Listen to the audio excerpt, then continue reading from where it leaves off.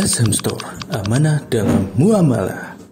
Kenapa Al-Quran dikatakan suhufan mutahharah, yaitu lembaran-lembaran yang disucikan? Karena Al-Quran itu mendapatkan jaminan penjagaan dari Allah Subhanahu wa Ta'ala.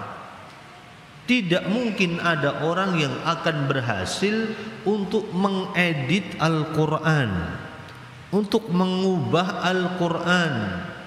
Kenapa sebabnya? Karena Allah Subhanahu wa Ta'ala berjanji. Yang janji siapa? Allah Subhanahu wa Ta'ala. Inna nahnu nazzalna dzikra wa inna lahu lahafidun.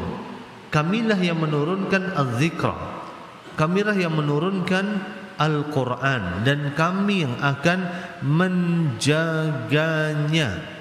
Itu jaminan. Beda kalau kita bicara tentang Taurat, beda kalau kita bicara tentang Injil. Allah Azza wa Jal tidak pernah menjamin bahwa Allah akan menjaga Taurat dan menjaga Injil. Bahkan terkait dengan Taurat dan Injil ini, Allah Subhanahu wa Ta'ala menugasi para pendeta-pendeta Yahudi dan Nasrani untuk menjaga Taurat dan menjaga Injil. Lihatlah perbedaan yang sangat mencolok antara sesuatu yang dijaga oleh Allah dengan sesuatu yang dijaga oleh manusia. Pelajaran berharga dari hal ini apa kira-kira? Bahwa kalau kita ingin dijaga, mendapatkan penjagaan yang sempurna, maka mintalah tolong hanya kepada Allah Subhanahu wa Ta'ala. Bersandarlah hanya kepada Allah Subhanahu wa Ta'ala.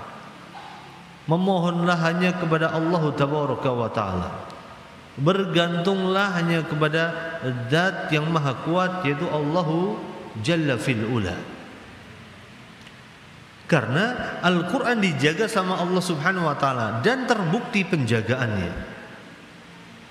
Beda dengan Taurat, beda dengan Injil. Allah Azza wa Jal memerintahkan kepada para pendeta ini untuk jagain Taurat dan jagain Injil.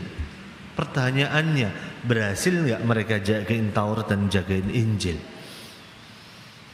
Gak berhasil.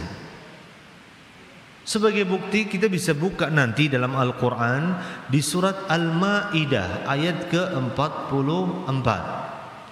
Allah Azza wa Jalla menyebutkan warrabbaniyuna wal ahbar, dan para ulama dan pendeta-pendeta mereka bimastuhfidu min kitabillah, yang mereka diperintahkan untuk menjaga, memelihara kitab-kitabnya Allah Subhanahu wa Ta'ala.